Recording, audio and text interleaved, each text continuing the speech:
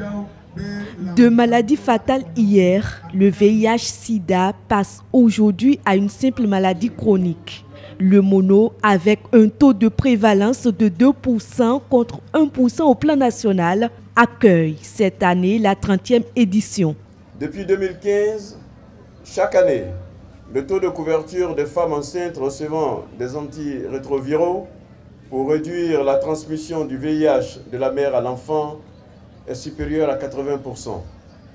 Le taux de transmission du VIH de la mère à l'enfant a été réduit de 7,6% à 6,7% entre 2014 et 2016.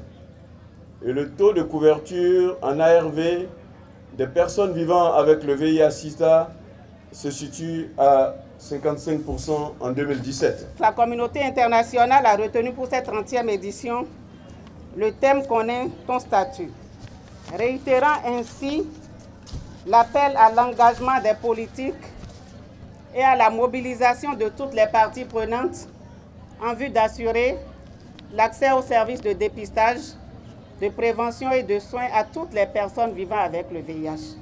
Le dépistage précoce du VIH-Sida, la clé pour un meilleur traitement. Mais parfois, ce traitement peut faire défaut.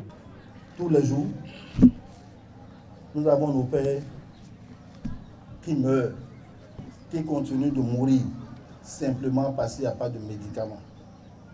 Lorsque ces médicaments viendront demain ou après-demain, ceux qui depuis plus de 2 mois ou 3 mois n'ont pas trouvé ces molécules, vous voyez avec moi le dégât que cela a créé dans leur corps. Le premier point, c'est que dans tout système, il y a des problèmes inhérents à la gestion des stocks. Mais des mesures appropriées sont toujours identifiées et permettent de répondre efficacement à ces problèmes. C'est pourquoi le problème que vous avez souligné, dès qu'il s'est posé, a eu une réponse immédiate qui a consisté au redéploiement immédiat au niveau des sites où il y avait encore la disponibilité des ARV de 2e et 3e ligne au niveau des sites qui étaient en rupture. Ça, c'était le premier point de riposte. Mais je voudrais encore plus vous rassurer que depuis plusieurs jours, les antirétroviraux de 2e et de 3e ligne sont disponibles en quantité et en qualité au niveau de la centrale d'achat des médicaments essentiels. Une caravane a ouvert les activités marquant la Journée mondiale de lutte contre le sida, édition 2018.